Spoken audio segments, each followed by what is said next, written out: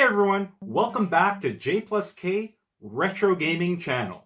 Today's episode is going to be a double header. I'm going to play two games for May 5th, Revenge of the 5th. Only a Sith deals in absolutes. So if you didn't tune in yesterday for Star Wars Day, I played Super Star Wars on the Super Nintendo. So I'm going to put a link somewhere on the screen. So click on it, save it for later. After you watch this one, go check that one out. So of course, today we're going to be playing Super Empire Strikes Back and Super Return of the Jedi. So because Super Star Wars was so successful in 1992, the subsequent years, 93 and 94, LucasArts and the whole gang released these two games. Now, last video I went into a little bit about the history and my own personal experience with the game back in the day and how nostalgic it was. However, these two games, for some reason, I don't remember as much of. So I don't know if I just didn't play it as much. So I guess we'll see today how they do in the 5-minute challenge and how they measure up to the original Super Star Wars. Generally speaking, when a gaming title does really well, and the gaming company rushes out sequels, they don't do as well. They're kind of rushed, kind of sloppy, but I guess we'll see. But before we get into the gameplays, I'm gonna do, of course, my shout out of the week, but I guess it's shout out of the day. My second shout out of the week since I did a video yesterday, and it's gonna go to Games Gone Nuts. So go check out this awesome channel. He does really cool videos where he plays full games, so he has to do them in parts. So usually they're about half an hour each, where he plays through a full game and he gives his commentary during the game. So you get to see the reasoning behind some of the things he does. So go check out his channel. Link is in the description. Games Gone Nuts. So you know the drill. It's time to play Super Empire Strikes Back and Return of the Jedi.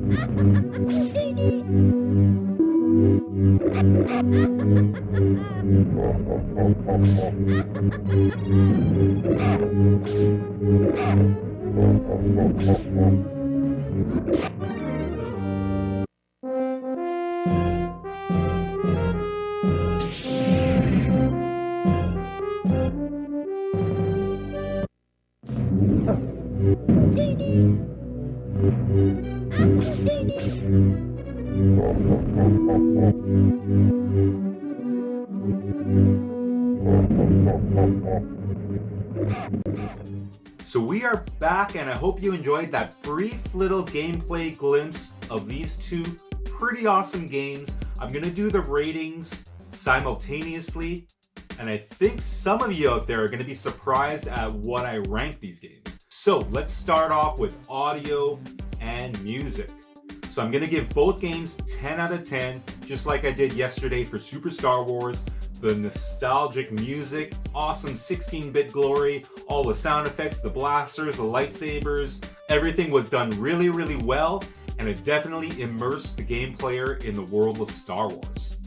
So visual and graphics, I'm gonna give Empire 9 out of 10, so same as Star Wars, but I'm gonna give Return of the Jedi 10 out of 10. Felt like the graphics were a little bit more crisp and also a little bit more colorful. But that's not surprising, being that it's 2 years newer than the original Super Star Wars, so 9 out of 10. So now on to the most important gameplay. This is where things kind of fall off the rails a little bit. I don't know if it's just me, but maybe the developers did not stay on target. Stay on target. We're too close. Stay on target. Super Empire Strikes Back was super hard. I think it was too hard. So yesterday I talked about Super Star Wars being hard but manageable. I think Empire Strikes Back was unplayable. And I played it over and over and over again. That's why it passes the 5-minute challenge. But I couldn't pass the second level. It was so frustrating and hard. I'm gonna give Empire Strikes Back 5 out of 10 for gameplay. Return of the Jedi, however, goes back to Super Star Wars and is hard but manageable, more forgiving to us game players. And by the way, I did play Empire on easy and it was still too hard. I'm gonna give Jedi 8 out of 10 for gameplay. I really love how you can switch between the characters at the beginning of the levels, so it doesn't limit you, and each of the characters have its own ability. So Leia is really good with the jumping and getting through the jumping obstacles, and Chewbacca was really good for the shooting. So the boss levels he was really awesome at, and of course Luke with the lightsaber and his blaster was pretty much a staple of the game. So because of those options, I think Jedi might edge out Super Star Wars just by a hair in gameplay. I think I gave both of them an 8. Anyways, so for my final ratings, Empire Strikes Back for the Super Nintendo gets 6 Marios out of 10. And that's very generous because it is a Star Wars game and it had really good music and graphics that kind of bumps it up a little bit.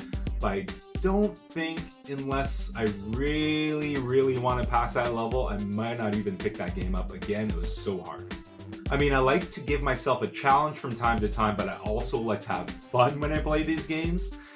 Return of the Jedi, however, was really fun and very forgiving. I'm going to give that game 9 Marios out of 10. So that ties this game with Super Star Wars. They both got 9, but because Super Star Wars I remember so much better and it gave me so much of that nostalgic feeling, I think Super Star Wars does edge out both of these games. But I'm very surprised that Empire did so poorly.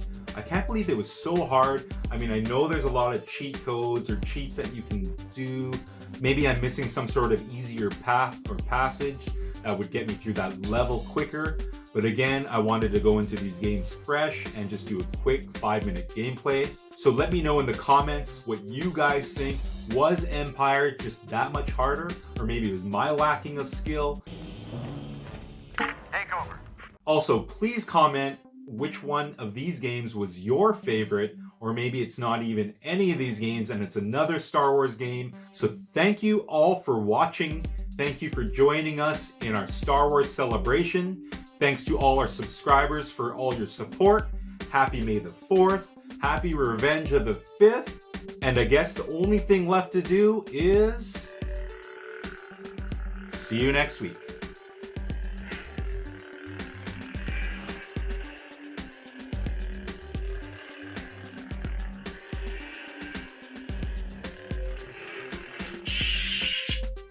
Bye.